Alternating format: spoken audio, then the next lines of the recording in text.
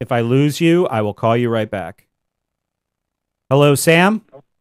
Hey, man, what's up? Hey, I still have Alan. Have you been listening?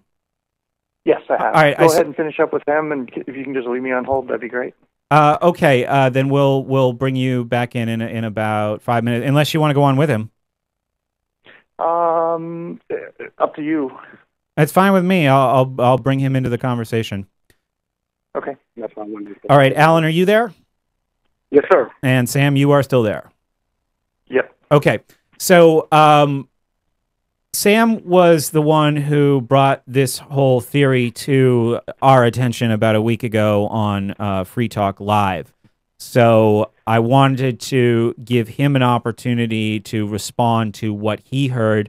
But Alan, if you have any final thoughts on the track we were following, I'll keep you guys on together. But Alan, if there's anything else that you wanted to finish up first, you can do that. Well, you guys actually just in your sort of casual conversation about this covered a lot of really good points. If you start off with a conclusion, you can write a pretty good story based on whatever plot you want to construct. You asked earlier, right before the end of the on-air segment, I think, you asked why would someone make a documentary like this? And this is a thing that skeptics, as a sort of community of people, tend to differentiate between two. There are people who are outright hucksters, right? They want to tell you about, some conspiracy or some quack, medical claim or whatever, because they want to sell you, the magic beet juice that cures cancer, or buy my book on, whatever it is that will make your immune system stronger, those sorts of things. Sure. That's one class of people, and they're usually pretty easy to identify. On the other hand, there are people who are just true believers, and they really are filled with conviction about what they're doing. They have a great passion for it, a kind of obsession almost. I don't want to say that like it's a bad thing. Obsession is a great thing, but once you have that sort of I've staked out my position and I need to present this to the world, and I'm not looking at conflicting evidence anymore because it's no longer about me figuring out the truth. It's about me telling people, quote unquote, the truth. Then they get locked into a sort of epistemic closure where any conflicting evidence that comes at them is an attack that they have to then defend against. And then the question that, this is one of the things that you said, is that you start off a lot of conversations with, what is at stake for you emotionally in this? And that's a good question to ask. The corollary that I tend to use is I start off conversations with, what is the evidence that you would have to see to convince you that you were wrong?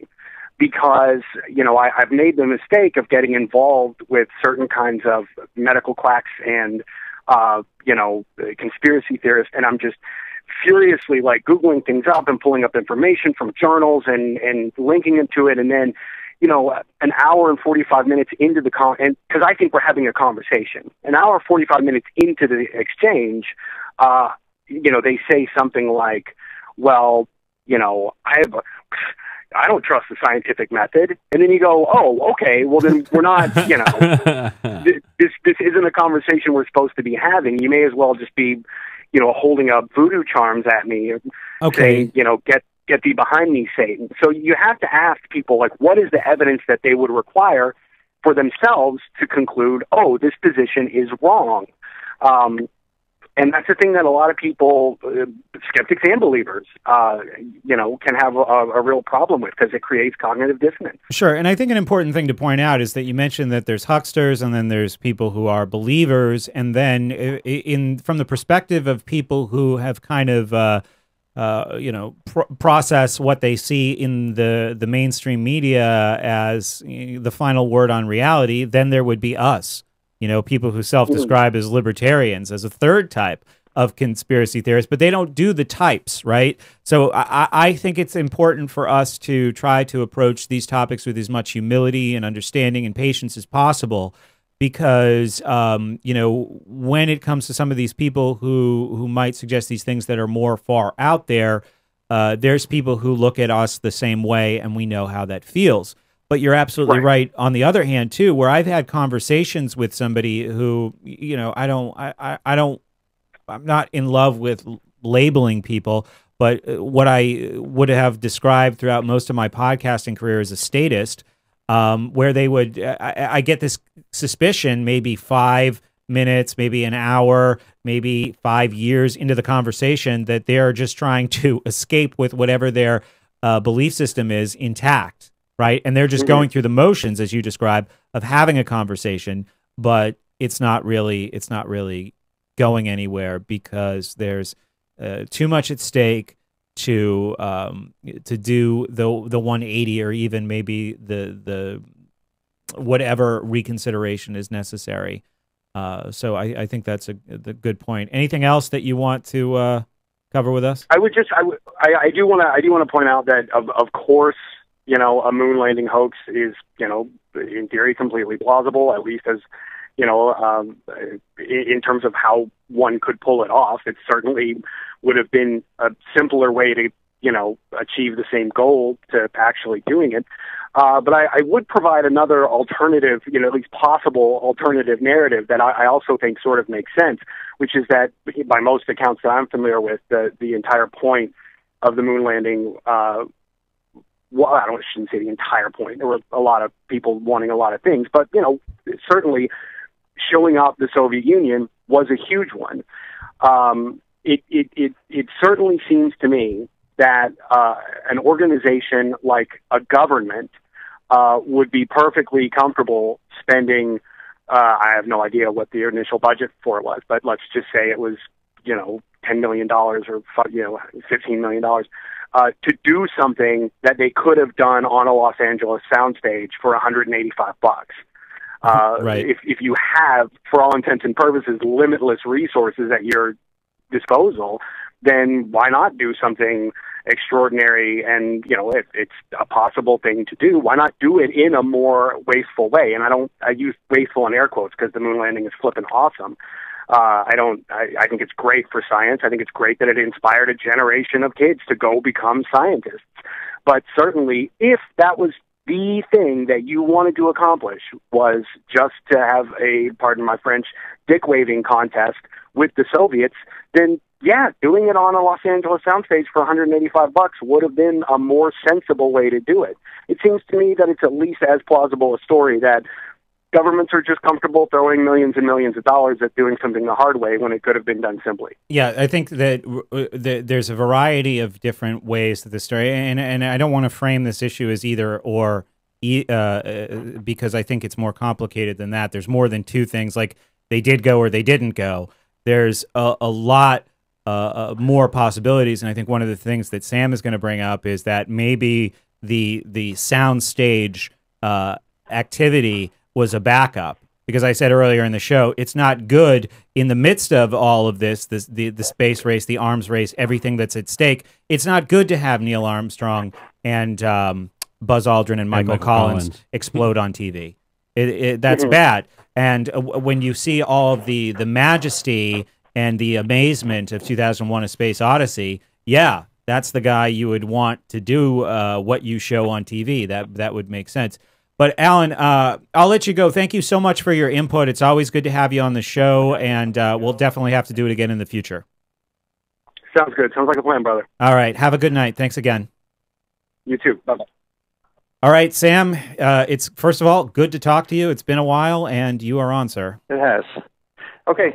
Well, first I just want to say I really appreciate the approach that you're taking, and kind of the open-mindedness with that you're looking at this subject matter and so forth. Mm-hmm. And that's kind of how I look at things.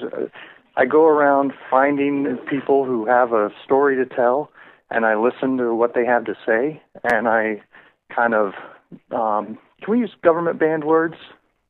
You can say what, we're off LRN, so you can say whatever you want. Okay. I kind of get a feel for, is this person full of shit, or are they, telling something that sounds pretty plausible, or are they backing up what they're saying with fact and evidence and so forth?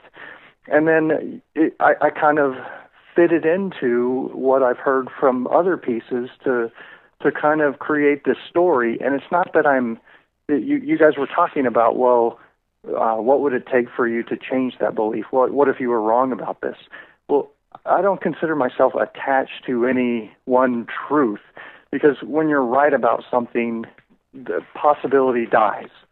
And because you know it, you know this is the way it is, and you're right about it, so you don't really need to consider anything else. And I tend to kind of go through life looking at what's out there and evaluating it for myself, fitting it into what I see as, what's probable. And when another piece of evidence comes along that maybe dislodges some others, I fit it in and throw away the other stuff that doesn't seem as credible anymore, if that makes sense. Sure. Okay. So I take it, Brett, that you watched The Shining Code and kind of thought, like as I did, probably that some of the connections that they were making were a little ridiculous and maybe weren't so much there, but yet there were other ones that really, I think, hit home. My assessment of the film was that somebody watched The Shining and they see this scene where the boy stands up on the rug, the exact same part that I heard you tell on Free Talk Live. And like I said, I ran to YouTube after that call. I ran to YouTube because this is the thing that I want to believe. This is like the sexiest theory ever. The scene that you described where he stands up on the octagonal pattern in the rug and he has the Apollo 11 shirt on and he walks to room 237 and he comes out and he's silent. I feel like somebody saw that. They recognized the symbolism there. In that part, it's pretty heavy, right? If he's got if the room number is changed, that is the most blatant of the whole thing, right? And he said, "Well, I can't make a 3-minute documentary," so he went on a real Easter egg hunt for the other stuff that made up the other 55 minutes of the film, depending on which version you saw. That was what Osborne and Corey are in the studio here with me too. Osborne, hey, Corey, you don't. But yeah, it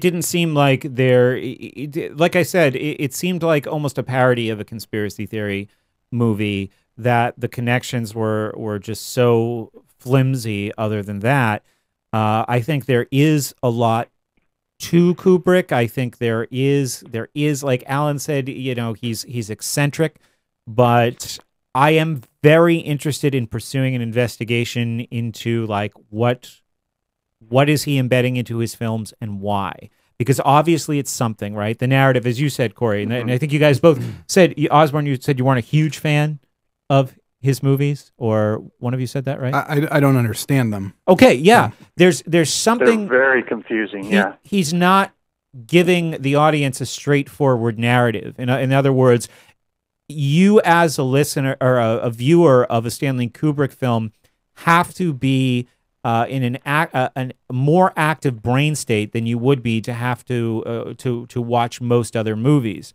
He's especially in 2001. I watched it 12 or 13 times. I think it is a phenomenal movie. I don't know what it's about. Yeah, it's not clear. But that whole thing where you think, I think that's a very plausible theory that you have about the guy saw the scene with the kid with the Apollo 11 sweater and he stands up and it kind of looks like the rocket's taken off, and then everything just grew from there. But sometimes things like that happen. Sometimes there's a weird synergy with things that you watch. Like you can play Pink Floyd's Dark Side of the Moon while you're watching The Wizard of Oz, and there's some really bizarre ways that what they're singing about matches up with the action on screen. But that doesn't make it intentional. I used to watch 2001, and this is when I was in college and I had a lot of free time, and I also did a little pot. I would watch the scene from 2001 with the Jupiter, the Infinity, and Beyond scene. Right. And I would go through my music collection and experiment to try and sync. And it seemed like when you're high and you are excited about this project, just about everything that you can put in a CD player will sync with that scene in a pretty awesome way. But yeah, I get that, but well, I mean, I tell you what else is compelling for you, Sam, about it? I guess. Yeah, let me give you. So I watched The Shining Code. I called the first time and talked about it, and then I went back and watched The Shining, the movie, and I actually found something in there that missed. And Brett, from earlier, it sounds like you're a big fan of Kubrick and know quite a bit about him. And I found something that I think might even convince you to shift your opinion. And it's early on in the movie when they get checked in. I think it's 1 month later when everybody's gone, and Jack is sitting on the bed, okay, in their little apartment that the manager gave him to stay in, and Danny walks into the room. And the shot is of Danny kind of at the foot of the bed, Jack sitting on the bed in a bathrobe, and there's a little dressing table with a mirror, and in the mirror you can see, they lined it up so you can see Jack. And what they've done is they took a pair of pants and they folded it over the dressing table or the chair or whatever was there, so that from the camera angle, if you looked at the image presented in the mirror, it looked like Jack was standing up wearing a pair of pants, and in the mirror, if you look over his head on the back wall above the bed, there's this oval-shaped fish statue or little ornament, decorative piece, I guess. And then as soon as Danny walks over and sits down next to Jack, they do the reverse shot, and the little fish oval thing over the bed is gone. Now, if you know Stanley Kubrick and what a stickler for detail he was, and you know anything about how motion pictures are made, that's not an amateur mistake like Stanley Kubrick would make in the middle of his career. And B, you have a script supervisor who's looking for incongruencies between shots. And there's really no reason that they would take this thing off the wall. So what this is called in filmmaking, and the average Hollywood film will have about 50 of these types of errors in there. And I do agree with what Sam's saying, that somebody like Kubrick, and Scorsese was the same way, who once reshot a scene in Raging Bull because a guy in the third or fourth row had a watch on that was not made at the time when the Jake LaMotta was fighting Sugar Ray Robinson in the 40s. So, yeah, I agree with that. And these continuity errors are because what might appear to be 2 minutes on film needs to be shot over the course of several hours or even days. This is very detectable in a restaurant scene. If you want to experiment when you see two people with food or cigarettes or drinks at a restaurant, put it at 8 times speed, and you should see a lot of the times their drinks will go boop, boop, boop, boop, boop, boop, up and down, up and down, up and down.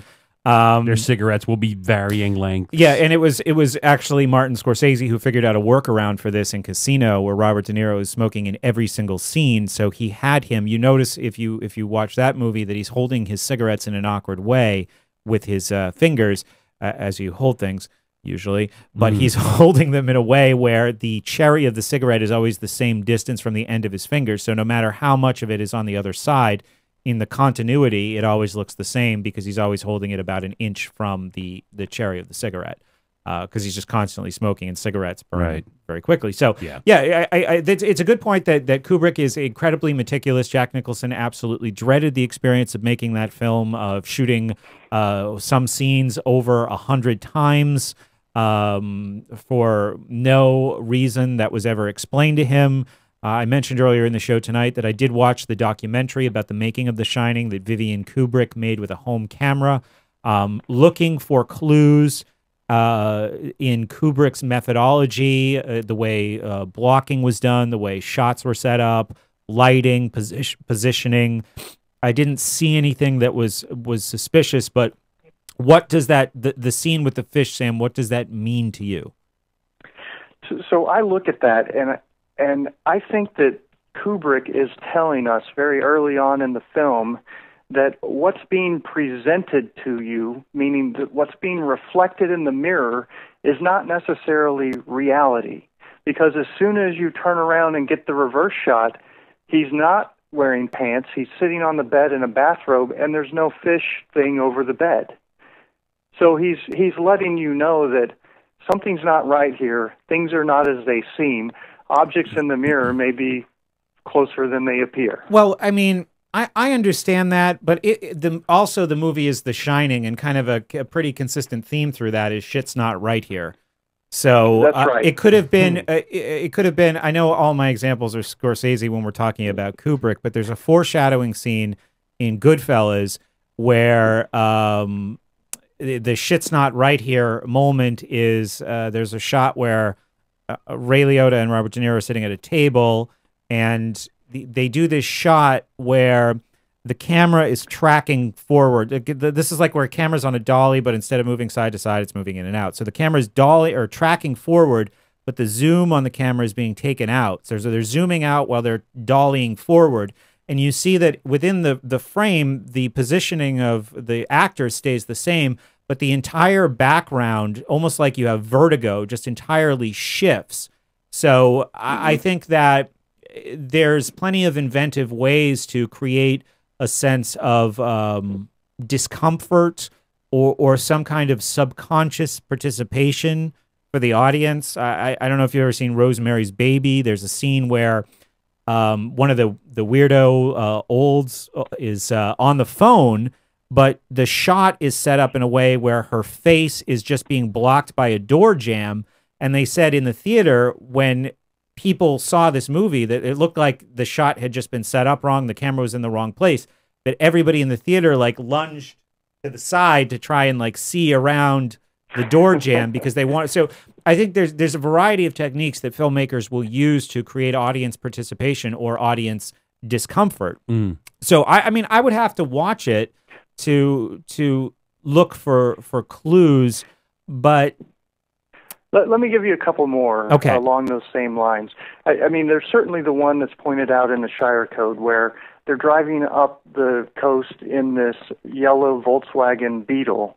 And then when he gets into the hotel, the manager asks him, "Did you get your luggage in?" And he points over his shoulder to this pile of luggage that could not possibly fit in a Volkswagen Beetle if there were no passenger, nobody in it to begin with. Yep. And so, that's another one of those.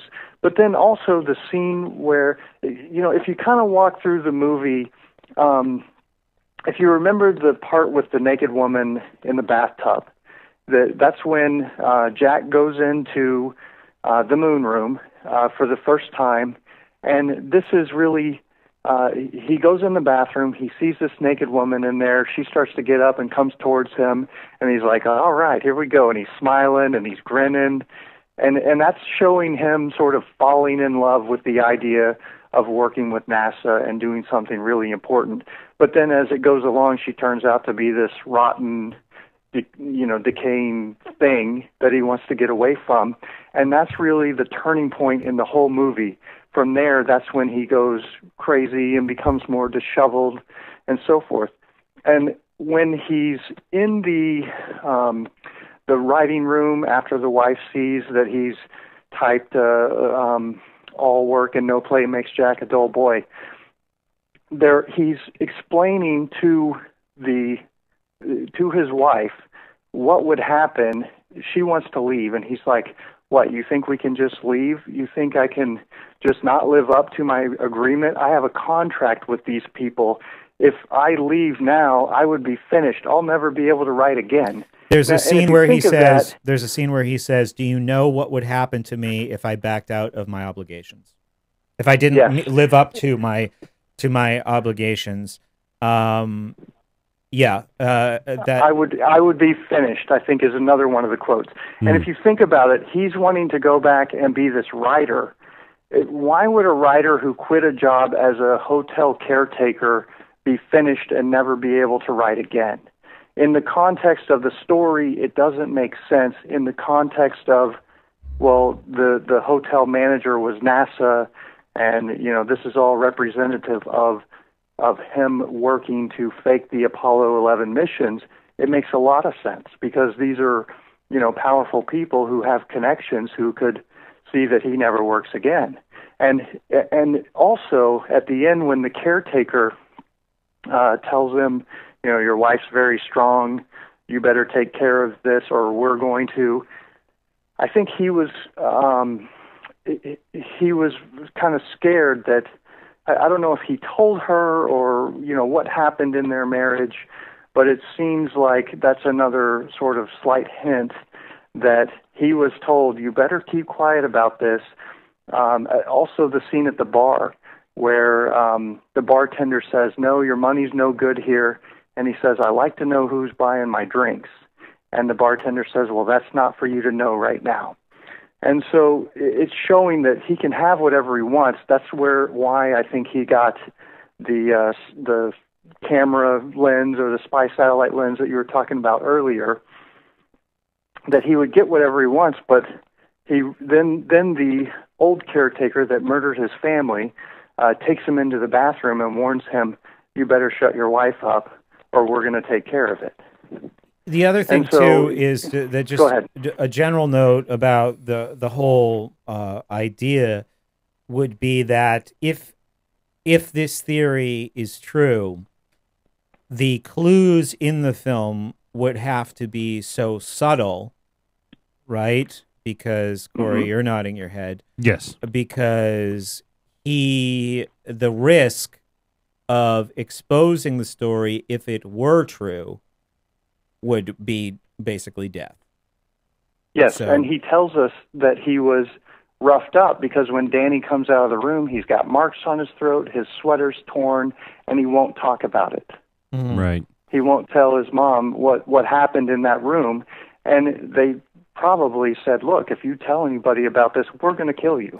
So and possibly your family. So that's the pressure that he was under, and that's what kind of sent him over the edge, I think. And what would, what people would need to understand, and certainly this wouldn't prove anything either, but how much are these scenes that stick out for people in the movie departures from Stephen King's book? What damage do these departures do to the actual story? In other words, they weren't careless mistakes or clumsy misinterpretations, that they were deliberate. And that was, again, why I watched the documentary, for the hopes of finding something that would suggest some kind of, active plan to do something like this. But I don't think, either I didn't know enough or I didn't watch closely enough, but I didn't see anything like that in the documentary. Nothing set off any alarms for me. So, well, there's the three main differences that I know, and that's the room was originally 217, not 237. The car that they were driving in was a red Volkswagen Beetle, not a yellow one. Yellow, they're on the road driving to the sun. In the background, of course, the god of the sun is Apollo. I think there's some symbolism there that he's sort of embedding into the subconscious. And there's also another mistake and an inconsistency in the film. When he's interviewing with the manager in the office in the very beginning of the film, he tells him about the previous family. Now, you've heard about them. He had a wife and two daughters, I think 8 and 10. And in the book, they were two daughters. They were not twins, but in the movie, they were twins. And that's something that he changed. And what the Code movie suggests is that the twins represented Gemini, where the astronauts died. Gemini, of course, being the astrological sign that relates back to the twins.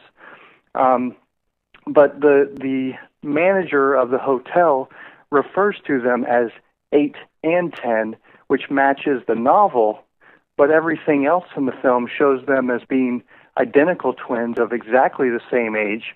So that's another one that I don't think Kubrick would miss something like that. Okay, yeah. I mean, even if it was nothing but the Apollo sweater scene, I'm intrigued. And like I said, I think some of my derision about the documentary was driven by disappointment. Because how cool would it be if if this was like ironclad? Ironclad, or at least interesting to watch. Yeah, I felt like I felt like there was a lot of reaching, and I was just kind of generally disappointed because, like I said several times, I want to. We're believe overlooking the most compelling piece of evidence in that, which actually came from the behind-the-scenes documentary filmed by his daughter. Okay, which is where we see Kubrick on set wearing a shirt that says, "I helped fake the Apollo 11 moon landing, and all I got was this lousy T-shirt." Is that real? No.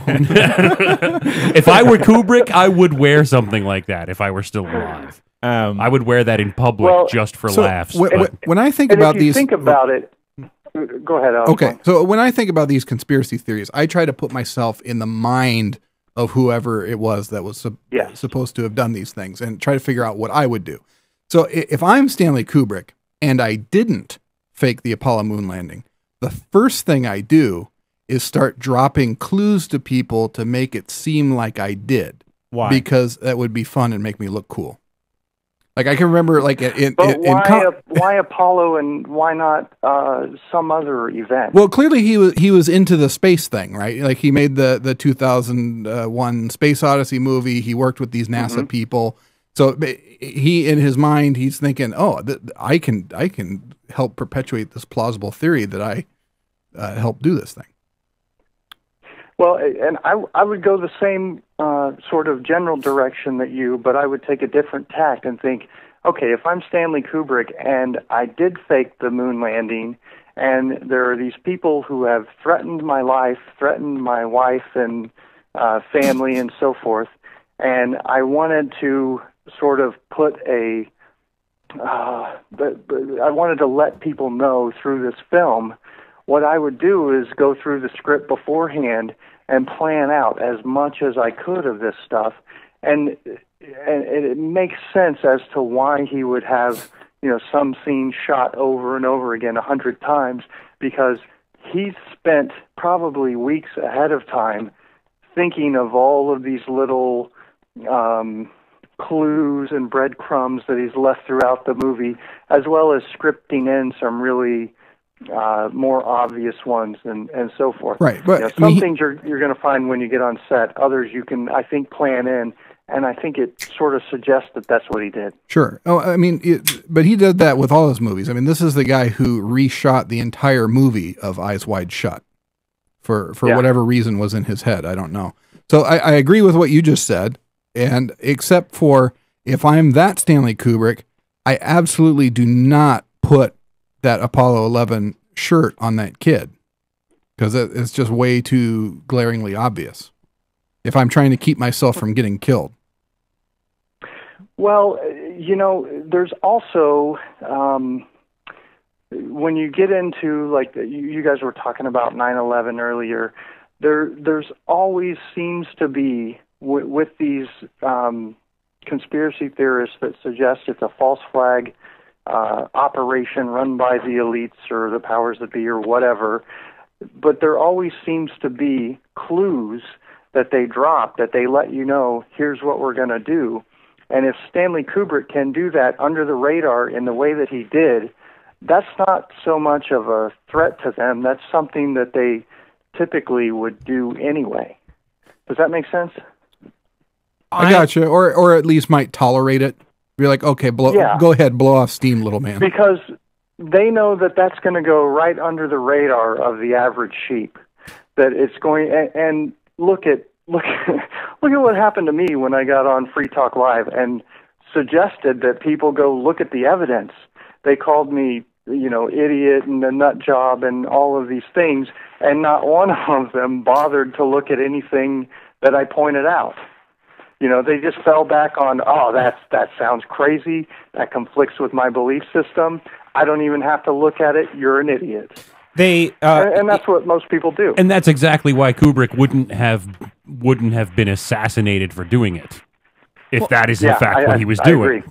Because they just know anybody who points out those coincidences is just going to look like a kook to most people. Right. And they know they can rely on that because they're also, there's the quote from the CIA director that I think it was from the 70s or 60s that they control or they have a relationship with every significant media personality.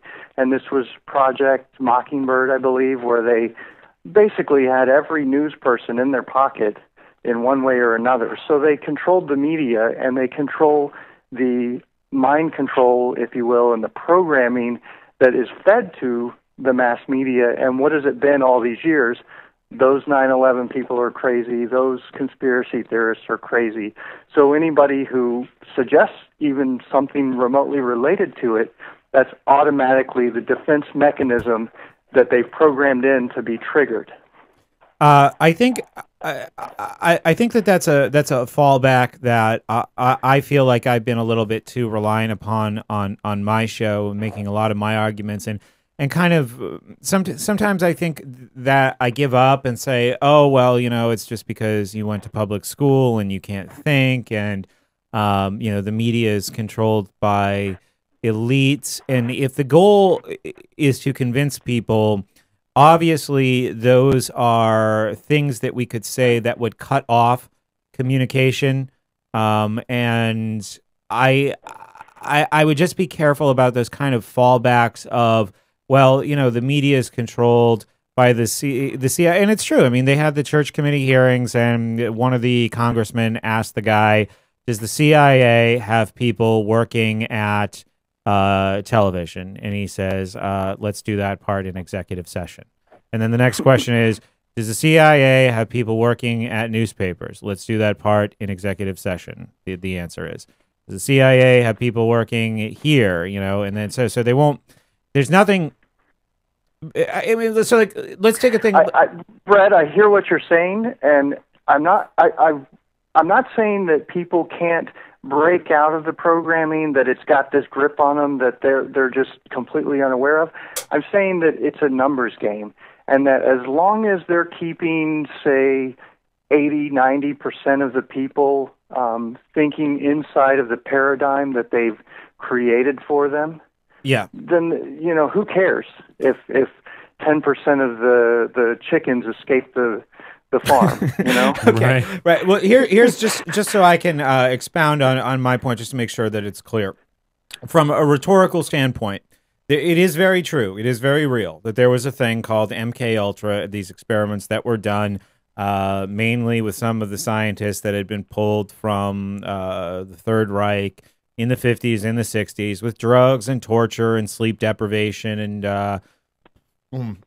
loud noises, and all these experiments were done on unwitting people, unwilling people, and the takeaway would be like, well, you're mind controlled, and the reason is MK Ultra. Well, MK Ultra is a thing that happened. It's real. That's not even conspiracy. But Right. Did it work? That's a whole other topic. Were these methods effective? Did they develop ways to control people? And so when you just say, well, MK Ultra happened, so now everybody is mind controlled by the government, is not, and I'm not saying that you're doing this, Sam, I'm just giving an example of something that I don't think is rhetorically acceptable. MK Ultra does prove that the government was willing to invest time and resources and minds into experimenting with the ability to control the public mind. That is provable. So again, we're back to deductive, where we can make a general rule that the government has an interest in public relations, propaganda, controlling the herd, however you want to say it, and then we have numerous examples that can hold that general rule up. So I say this as much to myself because I'm guilty of this in the past. We should just be cognizant of where we might be trying to take shortcuts, because we have these facts, this information that we want to get to people, and when they obfuscate and when they don't want to let it through, or they just say, oh, you're stupid, or you need to watch more MSNBC/Fox News and then you'll know what's really going on, we get frustrated and we say, oh, you're mind controlled, you're a sheep, you're a product of the government education system. And go ahead. I see that a lot from sort of the Alex Jones mindset. When people don't agree with them, that's exactly what they do. And you're not going to convince anybody by antagonizing them and calling them names. Oh yeah, I mean, So, I agree. there's even less sophisticated versions of that in talk radio. If you call up and you say you're a Ron Paul supporter and you get through to Sean Hannity or Rush Limbaugh or something, they just call you, they hang up on you, and then they just say, see, these are the liberals. They just call you a liberal. They just call you something they know how to argue against. So yeah, I mean, there's many ways to dismiss claims or evidence that makes people feel uncomfortable. Sure. But yeah, so Okay. go ahead.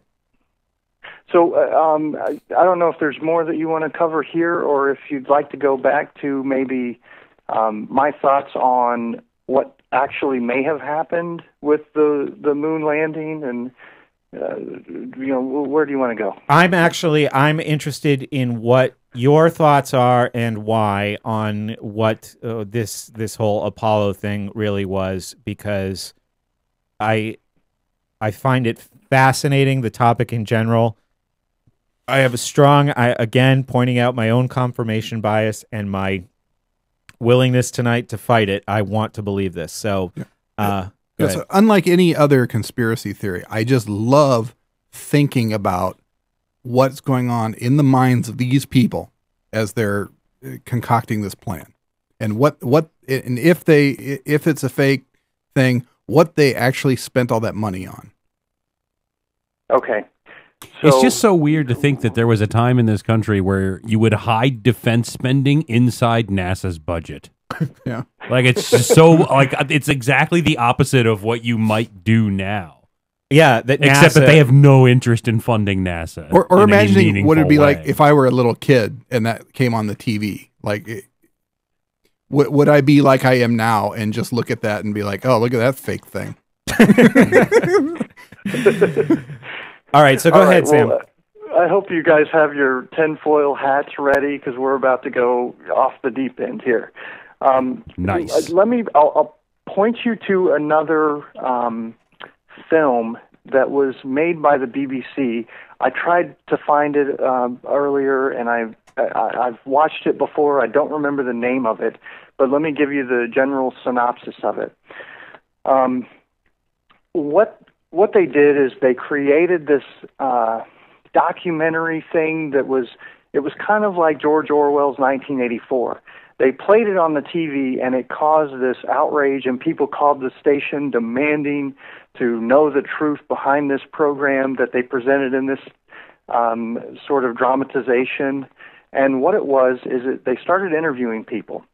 And they were interviewing people about the disappearance of prominent scientists and thinkers and philosophers and artists. And they're like, the people there, obviously not the greatest actors, are like, well, I don't know, they just disappeared. And this was done in 1975, I think it was, or in the 70s, certainly. And so they go through this whole thing. They talk to a guy who's playing one of the astronauts, and he's drinking a beer, and he's got his hot blonde wife over there, and he's telling you secrets because he's a little drunk, and he's going to let you in on what's happened, and that it's that sort of feel to it. But essentially, what they're saying is that people are disappearing and supposedly going to this breakaway civilization, this colony on Mars. Okay, which sounds pretty far out there. The first time I heard it, I thought, yeah, that sounds a little crazy. And they go through and they do a lot of research, and they talk about the space race, and they show the landing sites on the moon. And one of the things that I found really, really interesting is on the front side of the moon, they showed the U.S. and the Russian landing sites, and they're kind of spread out on the front side. But on the dark side, they made like 8 trips to this one specific spot on the crater. And they're suggesting, well, what did they find? What was the technology there, and so forth. And then eventually you get to this shot at the end. It is supposedly the girlfriend leaks the tape to the press newspaper, and they show it to you for the first time. And it's this plane, or you're in some kind of craft that is flying over what looks like desert. It's completely dry. There are valleys and hills. It's kind of rocky, and they fly over this area for a little bit, and then they come in and see on the screen there's like altitude and pressure and temperature readings and so forth. And they come in for a landing, and then this thing that looks like a rock on the ground actually starts to move, and the people on board in the Russian accent say, "Wow, how about that? All this way, and there's life here. Boy, if the people at home knew about this." And so what it suggests is that the conspiracy theory that goes along with this is that the Russians and the Americans actually have already been to Mars. They've already put people on the surface of Mars, but they didn't do it using the solid fuel technology. They did it with some kind of either a gravity-based system or some kind of free energy propulsion system that would let them travel there, within a day or two, and would shield them from the radiation by creating maybe a strong plasma field or something along these lines.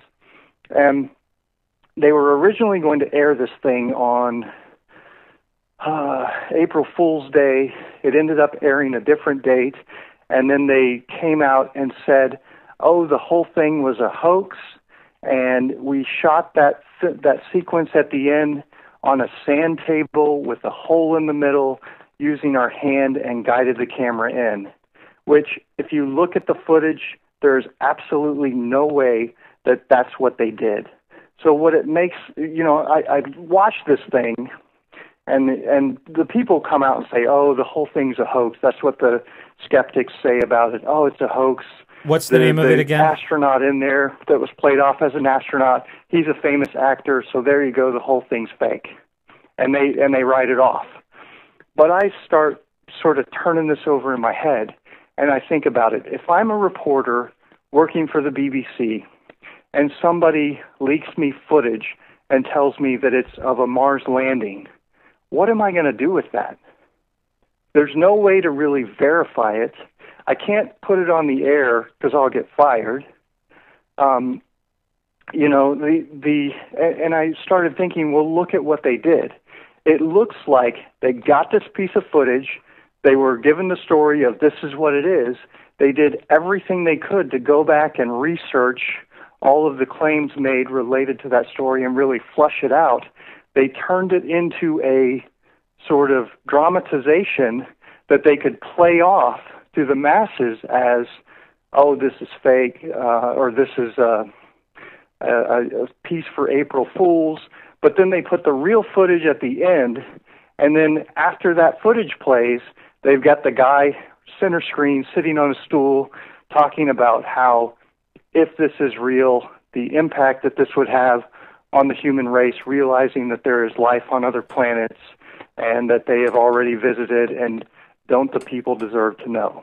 So to me, that was almost a message to the elite, whoever's behind this thing that knows that this is going on, and it's sort of letting them know that, hey, we know, we didn't give your secret away, we can't, because people would think that maybe we're crazy, even though a lot of people called the station and demanded to know the truth because they believed it. But it suggests that maybe this is what they were doing, and maybe the whole Cold War thing was just a front to pour money into the secret space program, which the Russians and the U.S. were cooperating on and doing this colony on Mars. Now you have people like Laura Eisenhower, who is President Dwight D. Eisenhower's granddaughter, who claims that she was recruited. They attempted to recruit her to go to Mars and be one of the people in this breakaway civilization. And there's this other guy, Andrew Basiago, who claims that he went through this jump room that will take you to Mars, and so on. And they tell different stories about their experience, but yet there's commonalities between them.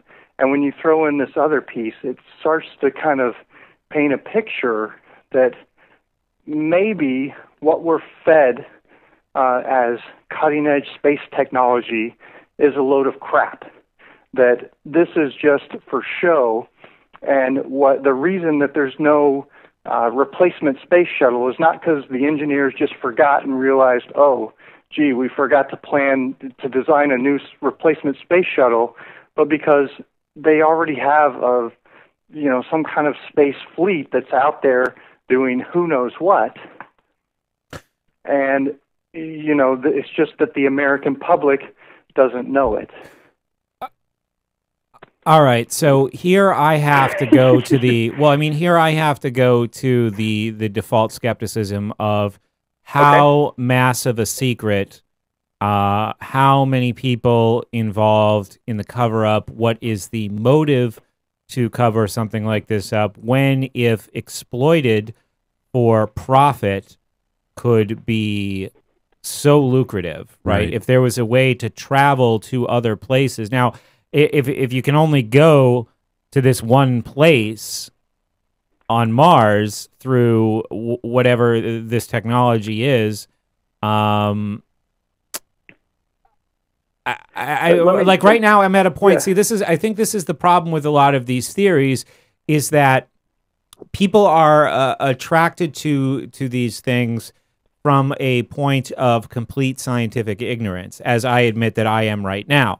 So I can certainly say that I don't believe it because I've seen no evidence for it, but I wouldn't even know where to start looking or how to start making sense of the claims, of the scientific claims involved, because I don't have the background knowledge requisite. And not even just the background knowledge either, but the access.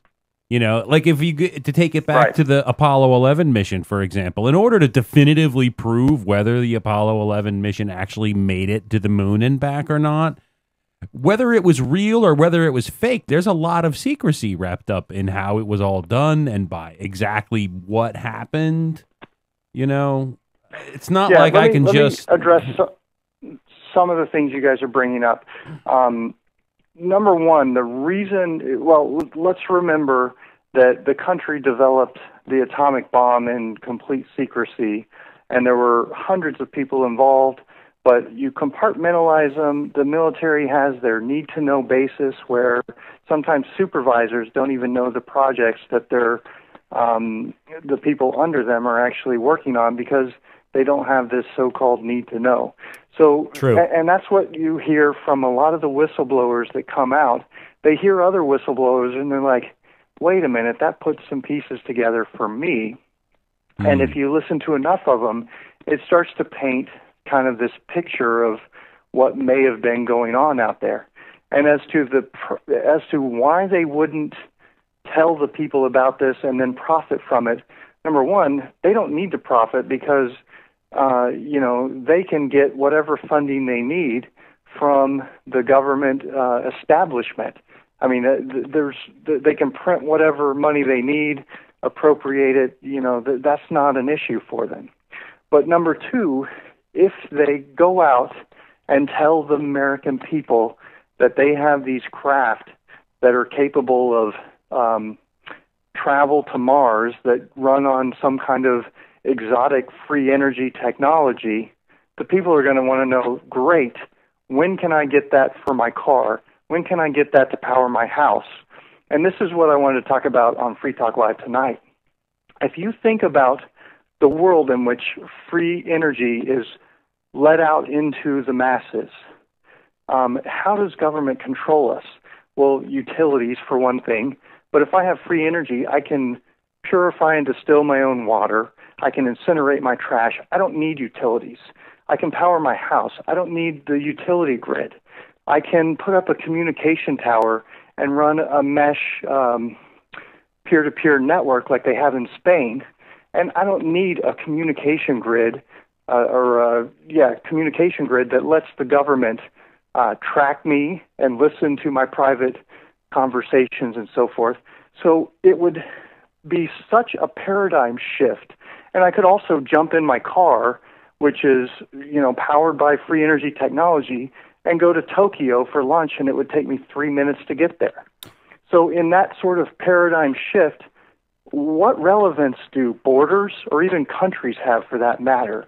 The government would then probably jump out and say, well, you have to get our permission, and you have to fill out these forms, and you need to do this, this, and this, and people would just be like, what are you talking about? What do I even need you for? So they would, by letting this out, this is why it's such a big secret, and it's so hard for people, I think, to accept as a possible reality, is that it would obsolete the government itself and end their entire control structure. So what your goal is with calling Free Talk Live or going into this detail with us is, I assume, you would want people to look into this for themselves. Yeah, for me, I love learning about this stuff and thinking about it. I'm out here on the family farm working outside in nature, and I just, think about things. Farmers think about stuff all the time. So for me, it's a fun exercise to just engage in and learn about. And I do want people to sort of learn these things. And there's other topics. I mean, next week I'm going to call in and bet the guys, don't tell them this yet, but I'm going to talk about earthquakes and how they can be predicted. And there's a guy who's actually doing it. And I'm going to see if I can get Mark and Ian to bet me based on the next big earthquake prediction. So, it will lead into other areas that will impact people's lives and will get people thinking outside the box and becoming aware that there's this whole other area of science, of physics, of the look at space and reality and everything that they've probably never been exposed to. And the mainstream is certainly not going to tell them about it. That's why they're failing and dying off. And, here's a chance for you to start, at least get some knowledge that these things exist, so that if you want to, if it's something that interests you, you can go in and learn more about it. Well, I think that's a fine call to action. And again, when it comes down to plausibility, the fact that there's obviously a science that is beyond the mainstream's awareness or comprehension is nothing new.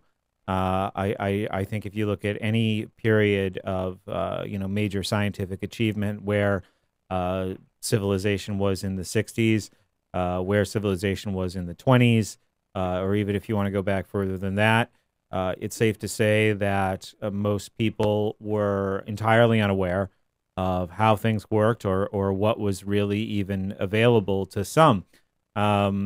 It might seem somewhat unrelated, but Joe Rogan has this great bit about, what if all the people who knew shit just disappeared?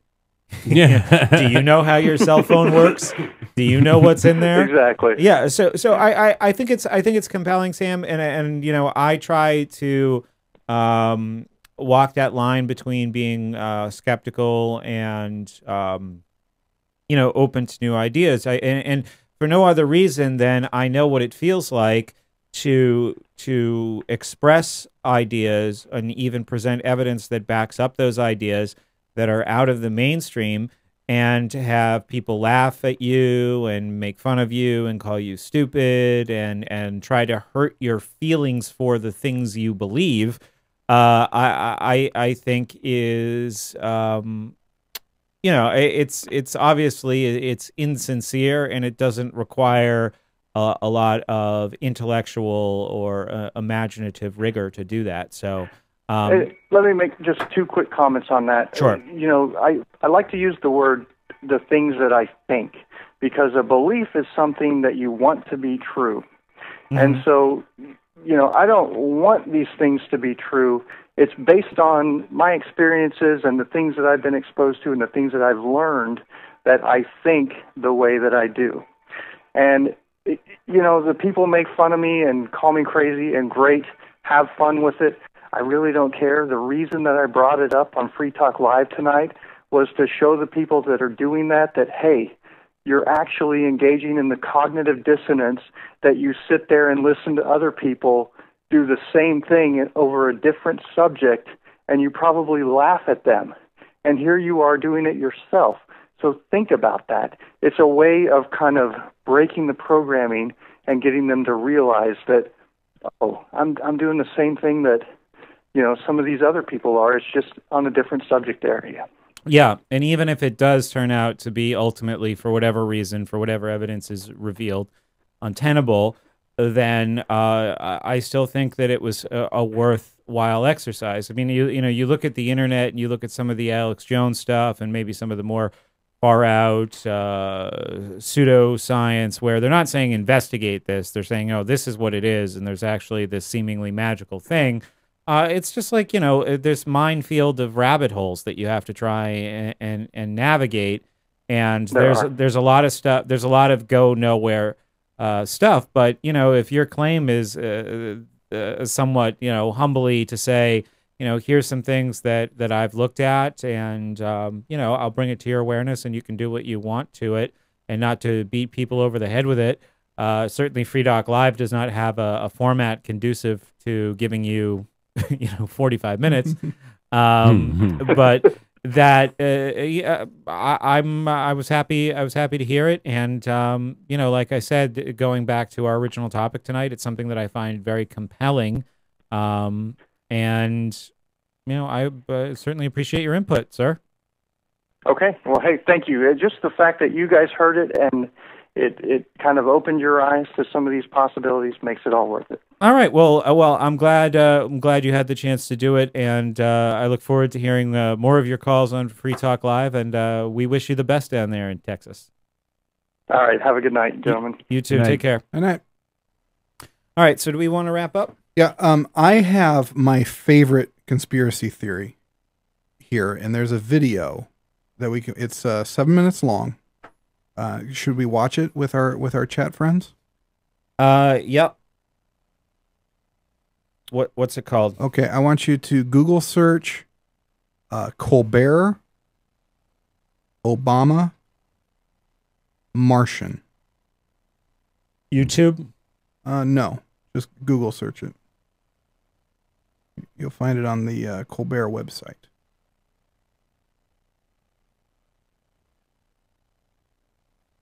Ah, fuck. I always forget I'm not on a Mac. Me too.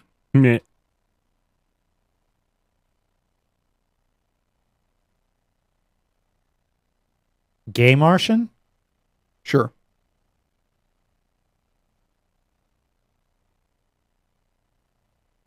I'm looking at it right now on the Colbert website. If you Google that.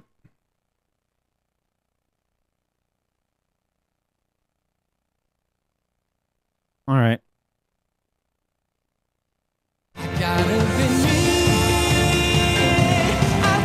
This is an ad, so we're gonna get through the ad. I love this Dr. Pepper ad where they're doing this like rock and roll version of the song "I've Gotta Be Me" and everybody's wearing identical T-shirts. So clearly, the debate, the whole thing. All right, let's pull up a camera so the people watching the stream can check this out. Hold on one second, everyone.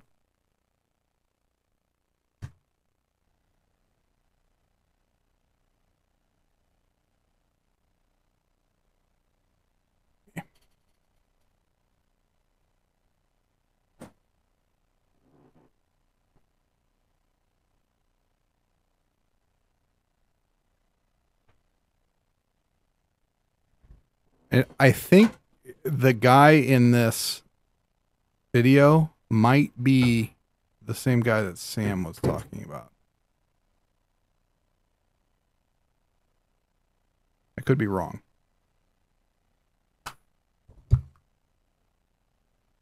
This is a little amateur, but it'll do.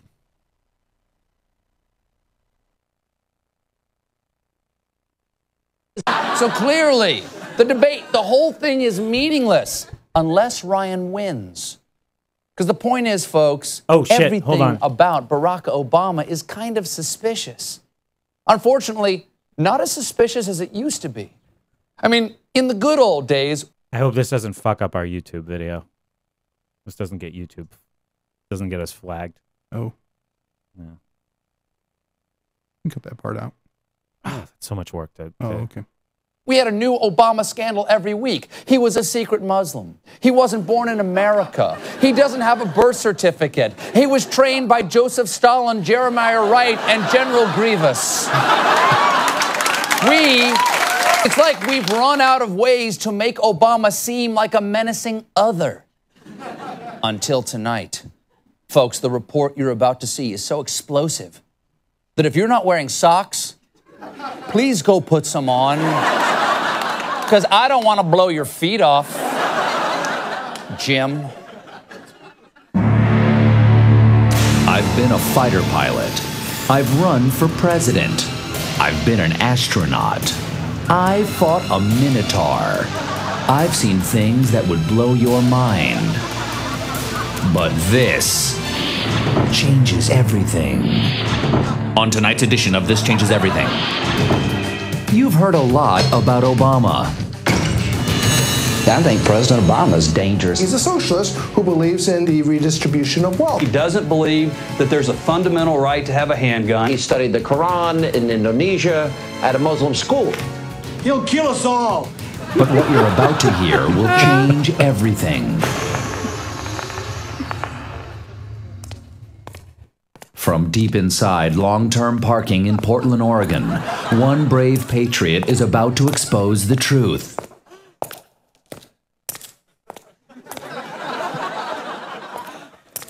My name is Andrew DiBasciago. I am a lawyer in private practice in Washington State.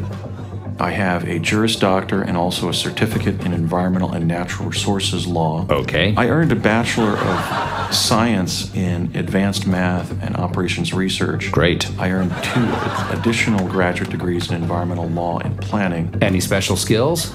Well, anything. I was the first American child to teleport.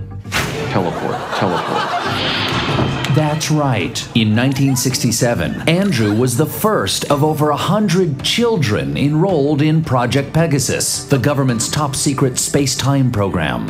I teleported, I estimate, approximately 40 times between New Jersey and New Mexico in about 3 seconds. But these jump rooms later teleported Andrew even further. The location the jump rooms were taking us to was Mars. The Red Planet. And wait till you hear who Andrew traveled with. Barack H. Obama. The President of the United States. Several times I went to Mars in the jump room with him, and I was present on the surface with him and others. Meaning Obama has a secret Martian past.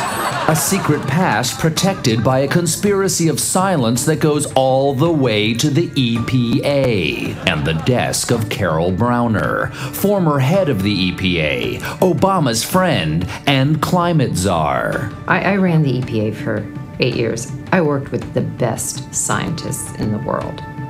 Teleportation's not real. Oh, really? We found an expert who backs up Andrew's claims. Are you rolling?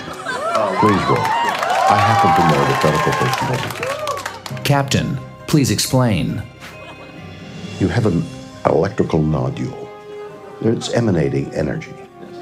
You put a molecule here. You have a nodule of the opposite, positive, negative. That molecule goes... Like, you know how you send... you press send, and you're... And the molecule appears on the other nodule. So we know teleportation is real. As for Andrew's claim that Obama participated in the Mars program, that has now been confirmed by someone who was there. Andrew. At one point during that summer, he was my roommate. And you don't forget your roommate when you're enrolled in a secret space program for the CIA. No, you don't forget your roommate. So why won't Obama admit his and his roommate's secret Martian past?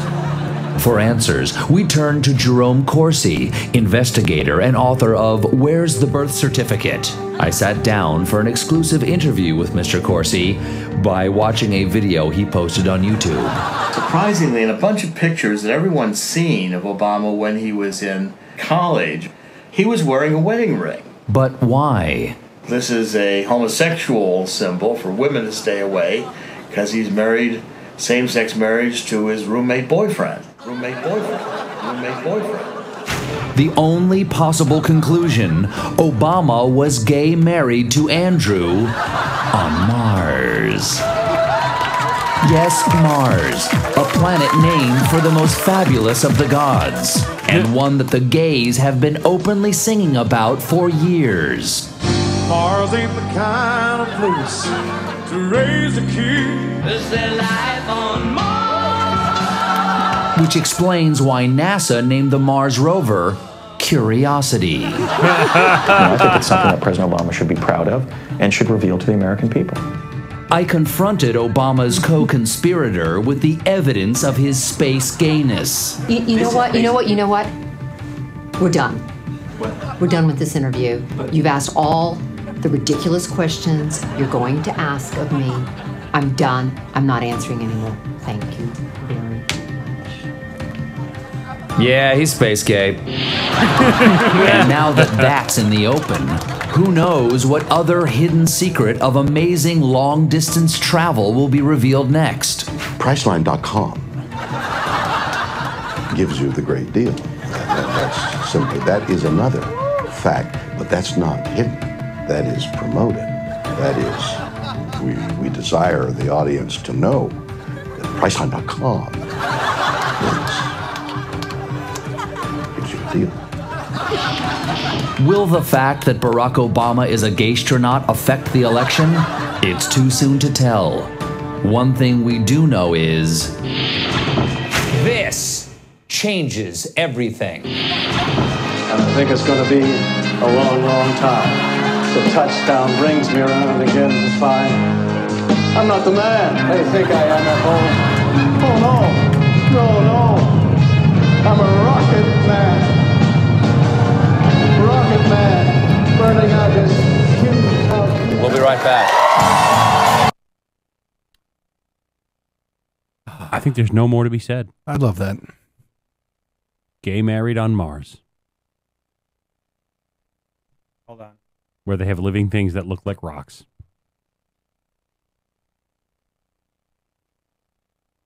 Well, talk. I'm trying. I'm flabbergasted. I'm floored by this revelation. Did you guys see John Carter of Mars? I did. I watched it on a plane. I was a big fan of that movie. Not a big fan? Was. It wasn't great. Oh, I enjoyed it. I enjoyed it thoroughly. I liked it all right. I watched it twice, in fact. Here's the problem, though, is I liked it so much I went and started reading the books.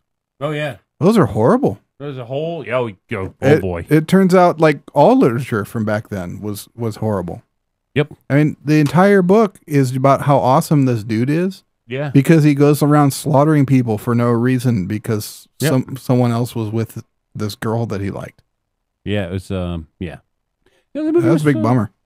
So anyway, I'm glad they were able to extract something from that story and turn it into an actual real story. And that's how I felt about the Lord of the Rings, but what now? That's not a very popular opinion. No. Not a fan of the books. Really? Took me years to get through them. I found them almost impossible to read in their just sheer unending dullness. They do read a little like history. I do remember reading it and thinking there is a really cool story in here somewhere. Yeah. I see it peek out at me occasionally. Now, are you typically a fantasy consumer? Oh, yeah. Are you a fan of Terry Brooks, perchance? I've never read anything by Terry Brooks. Oh, my. I've heard good things. Yeah. You should never got around to it. Now, it's often claimed that he's kind of like a hack Tolkien ripoff guy. Everybody who writes fantasy to some greater or lesser extent is a Tolkien hack ripoff. Yeah. You know. Sure. Pick up Sword of Shannara sometime. Give it a read. That was his first work. Yeah. You can tell it was what the one he actually put his mind into. Yeah. Now he's become just kind of like a cookie cutter. Like, yeah, crank out a 200-page book every year and tell the same story over and over again. Yeah. There's just some of those book series like Robert Jordan's. Oh, that was boring. I never finished that. You know, it's it's one of those things where like all the people I know who read those books were always trying to convince me to read them, but when they weren't actively trying to convince me that I should read them, they were complaining to each other about how frustrating the series was and how nothing ever happens in it. Yes. So what I had to do was listen to what they said about them when they weren't actively trying to convince me to listen, to read. And that's how I made my decision. I think they just wanted me to share in their misery. Anything interesting happen in the chat? I don't see much. No. You've had it open longer.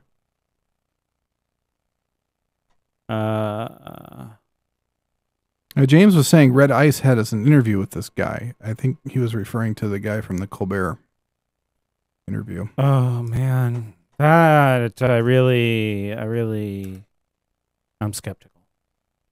I mean, yeah, is I can't that a guy? So the whole the Sam story. I have a number of issues with that.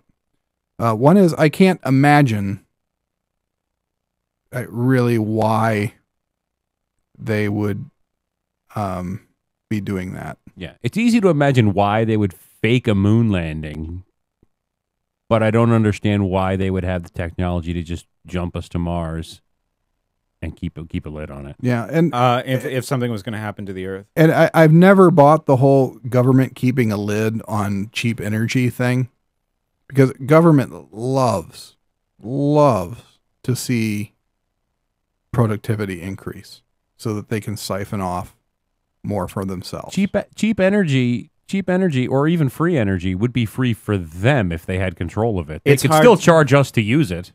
Yeah, but they couldn't. If it was free, they couldn't control it. That's the problem. No, they couldn't. But you could. Everyone would be using that free energy to be infinitely more productive. But a very which important they could take. Yeah, but a very important kind of leverage. You'd have increased productivity without the leverage that they have today. And you also you're overlooking. I mean, I admitted to Sam, I don't believe that, but I don't know anything about it, and I have never researched it. So why would I believe it? I'd be a fool to believe it. But 2,000, 3,000 years ago, we were a species that was throwing rocks at things to. Not 3,000 years ago.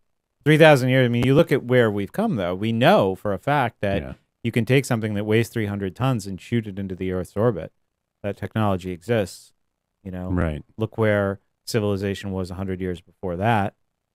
The secret, the secrecy of it is the hardest part to get around.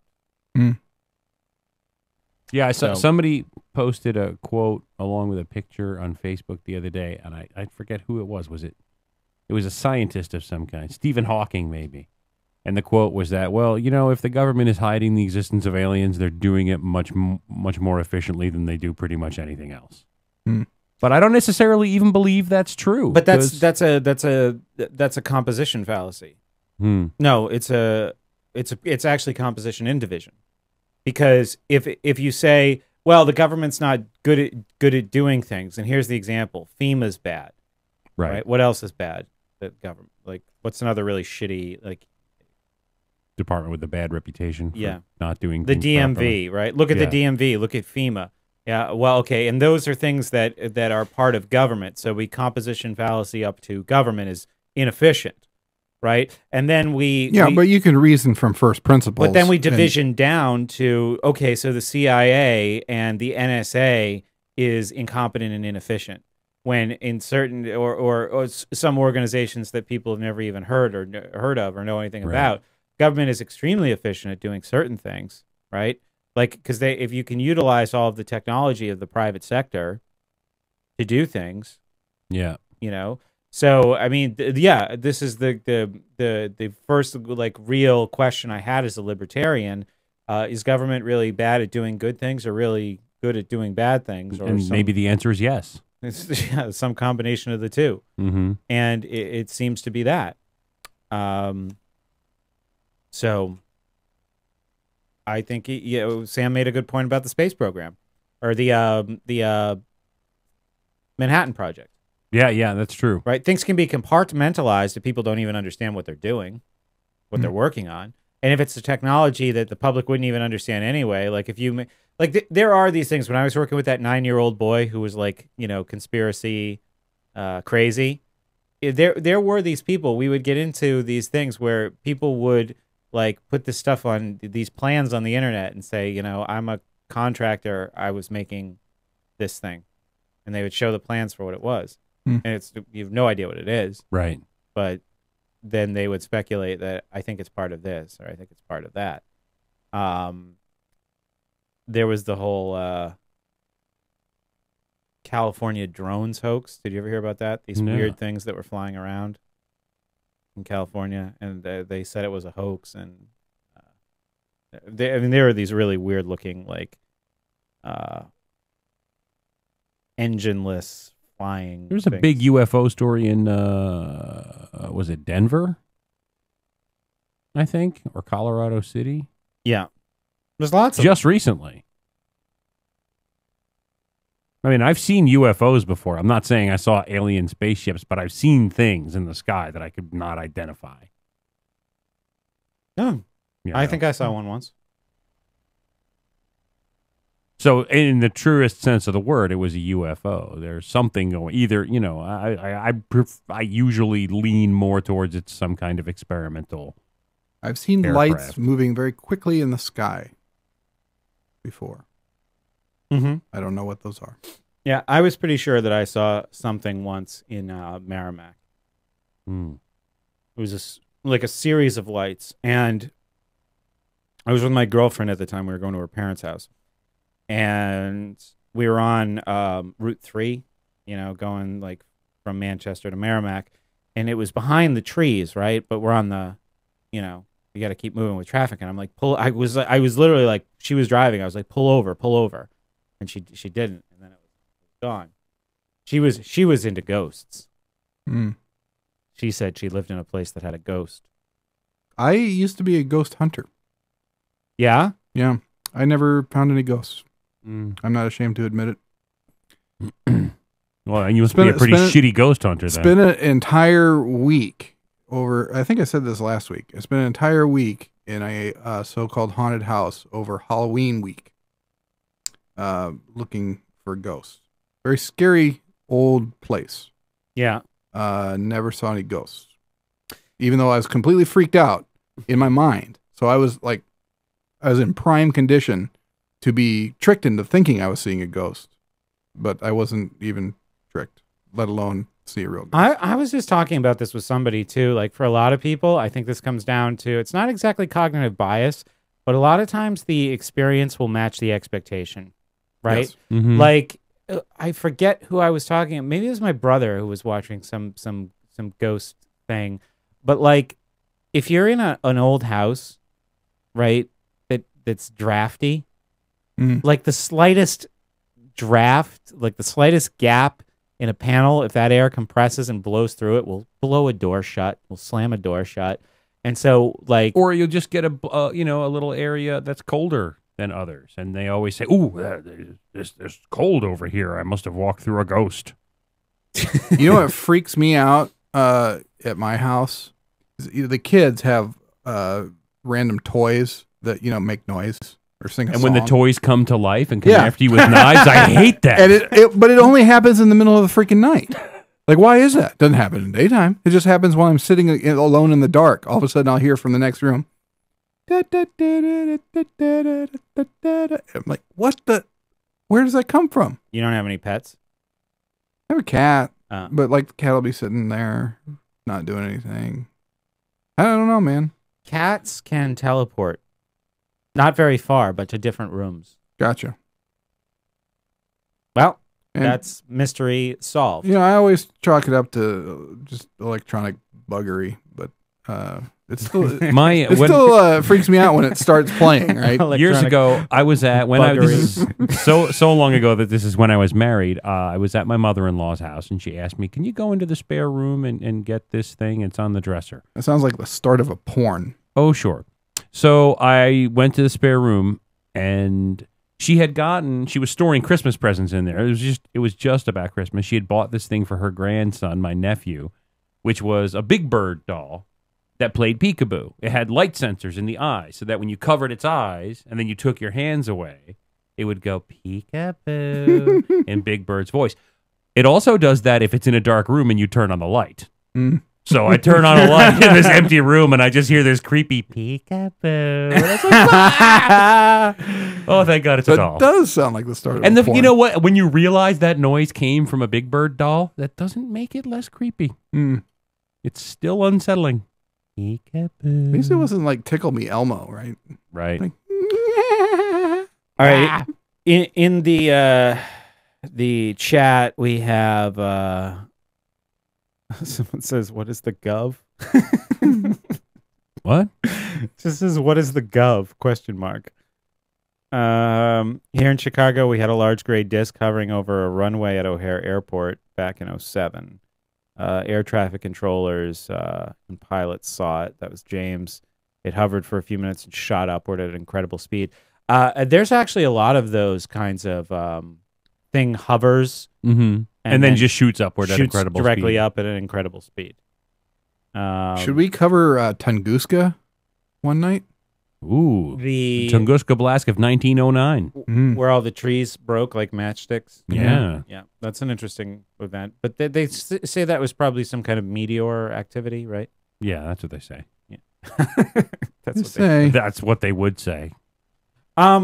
No, I was trying to think, because when I was working with that boy, we went through just about every like sort of paranormal event, and I finally got him into a show called Paranormal Investigators, where they would go out and try to disprove like all these things that became like viral on YouTube. This is a ghost. This is a chupacabra. Right. And he liked that was good because he kind of got into the science of that and let go of a lot of the more ridiculous things that he was believing. You still hang out with him? He went to a school. I haven't worked with him since March. Bummer. But he's still at the school, still doing good. So chupacabra, yes or no? No. Okay. Well, that's comforting. I know the X-Files episode about it, but other than that, I would say any land animal has probably been accused of being a chupacabra at some point. No, I would say it's probably been discovered and cataloged. Anything that lives on land, I would say. what about creepy ocean shit? Right? Like how about that like is the all up for grabs as far as Japanese I'm sailors who get attacked by dragons and shit. Well, I mean, we didn't know for a fact that giant squids were real. No, we did know for a fact that giant squids were real because they left scars on sperm whales. But nobody ever saw one until it was something like 3 or 4 years ago. How big is a giant squid? Pretty big. Like the tentacle, like the suckers on their tentacles are like this big around. Are we talking like 20,000 Leagues Under the Sea shit? Yeah. Okay, sweet. Like we're talking about a squid big enough to get into a fight with a sperm whale and not necessarily lose. Giant squid.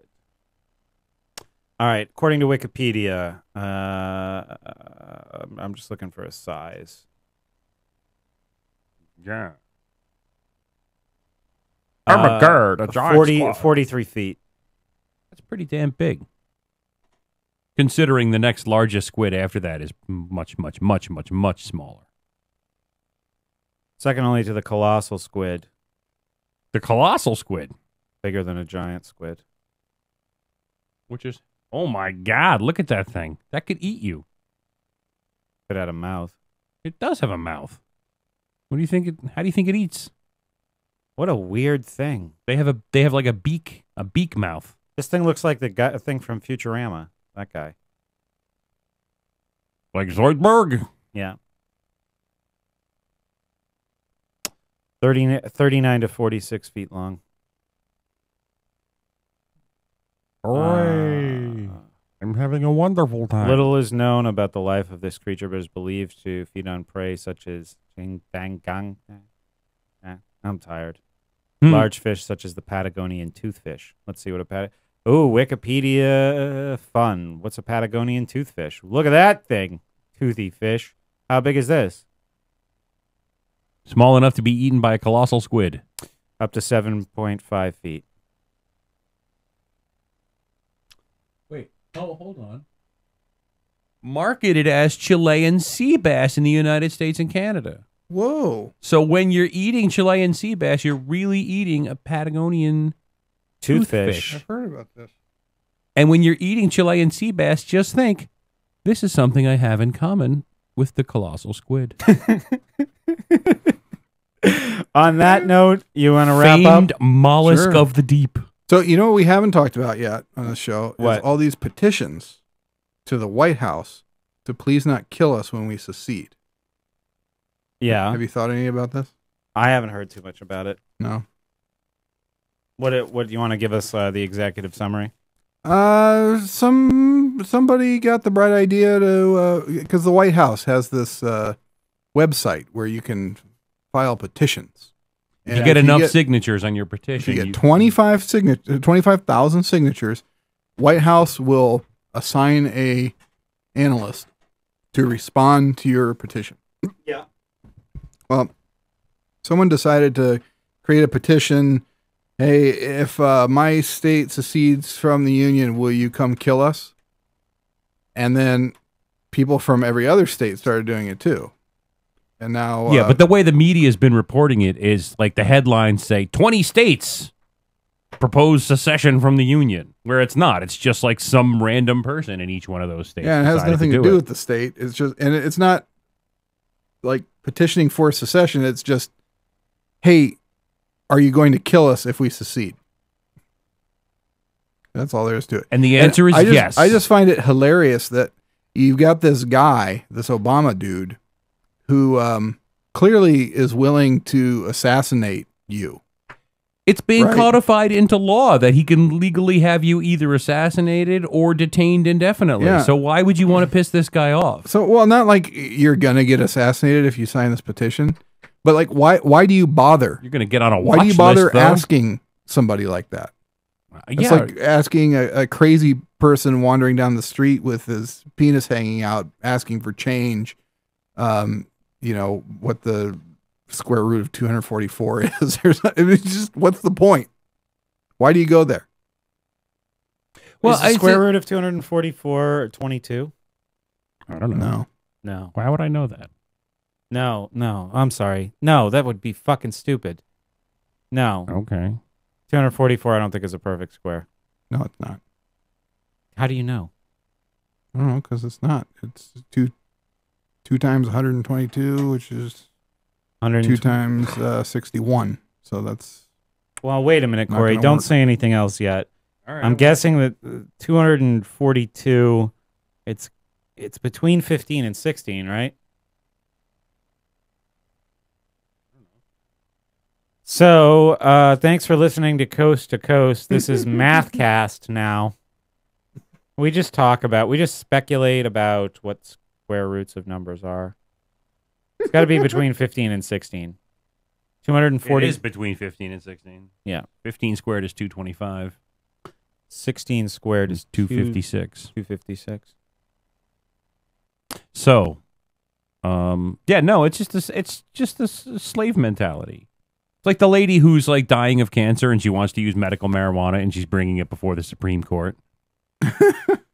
Because she won't smoke it unless they give her permission. It's literally like a slave going to the plantation over and saying, "Hey, could you could you set me free?" Yeah. And then when he says no, being like, "All right, okay, well, thanks for considering my request. I guess I'll go back to the field now." Of course he would try to kill you. Of course the United States would try to bring you back forcefully into the United States if your state did manage to secede. Of course they would. Why would you even need to ask that? There's a precedent for it already. That is true. Look at what happened the last time somebody seceded. Millions died. Not millions. Hundreds of thousands died. Yeah. So this time... And it wasn't millions? Why do you want to minimize their death, Brett? What's that? Why do you want to minimize their deaths? I'm into minimizing deaths of like large-scale tragedies. Oh, okay. Check out... Well, that's something you and the government have in common. one of my favorite documentaries, 1/3 of the Holocaust. Hmm. Those were things, people were sending me these links. Speaking of conspiracy theories. Remember Bob Murphy was into that a couple years ago. Kept trying to ask questions about, like, hey, what's with these theories that the Holocaust was only, X percentage of what they claim it was. And he would just get yelled at, and everything from dismissed to like disbarred from entire groups of people, and it was it's just bizarre. You can't even talk about it. Yeah, and there was some evidence that some of the camps that were reported as extermination camps, like I think Treblinka was a death camp, but Auschwitz was supposedly the original. Auschwitz was a daycare, is what I heard. Oh fuck! This is the after show. No, I never heard anything of the sort. But I mean, even if there was evidence that like maybe a third of the people they claim were killed in the Holocaust were only killed in the Holocaust, it's not like that wouldn't be so bad. It's not like anybody would give them a pass. I told people that I talked to. I said I don't care. It doesn't matter to me. It doesn't matter. Well, here's another thing you can't talk about is Stalin. It killed way more many Jew people than Hitler did, and by their own numbers, right? But you can't mention that. Didn't Pol Pot kill more people? Well, Stalin was on our side at that time, so yeah. No, we can't talk about that. Well, the other thing, we never seem to give anybody as hard a time if they kill people in their own country. I mean, Hitler did that, but he also invaded other countries. Like Pol Pot stayed home and killed millions of people, and nobody really seems to talk about him ever.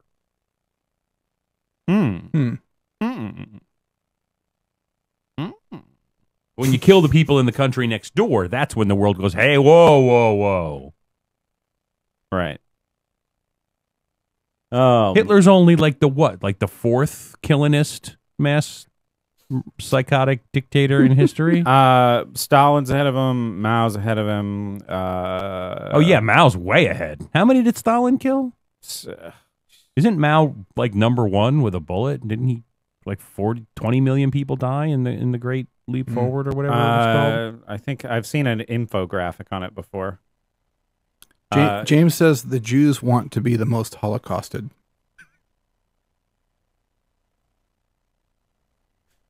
Let me look at that. James, you're banned from the chat.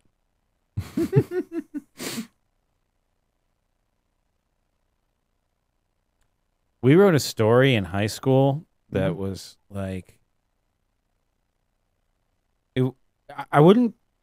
I never thought of myself as being like any group of people, but like the English teacher said to us, it seems like you're just trying to like have humor from like, you're trying to generate humor from saying things that are like completely socially unacceptable. Yeah, I used to do that too. I am a big fan of that. I invented a parody comic book. It was a parody of G.I. Joe. Yeah. It was called G.I. Jew, a real American Hebrew. Yeah. I didn't have anything but that. That's all I had was the title, and it never went anywhere. And I didn't know anything about Judaism at the time. I knew one Jewish person, but I couldn't really detect any differences between him and me. So I really didn't have anything to write about. And it's not the kind of thing you can get away with if you're not Jewish. If you're Jewish, you can write that comic book. Yeah. Like the Hebrew Hammer, remember that? Exactly, Oh, yeah. exactly. Good stuff. But yeah, I just knew that sometimes older people made jokes about Jews, and therefore something about Jews was funny. Someone says Mao was upwards of 60 million, at least, because 50 million were in the Great Leap Forward, which was in like 5 years. Yeah, Mao was a bad one. It's called democide when you kill your own people. There's been some research into that I've mentioned on the show before. Democide. I'm just trying to see if I can find that graphic. Okay. And then we'll wrap up? Yeah. Okay. It's probably pretty late. It is. It's going to be 2 o'clock soon. Oh my God. Ermagerd.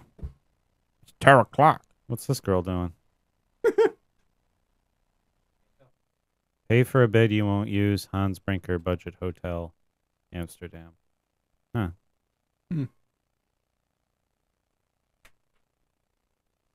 Proud to be the world's worst hotel. Tells the guest to use curtains instead of towels. Wow. Hans Brinker. Okay. Well, you know, that's the end of our show. So good night, everyone.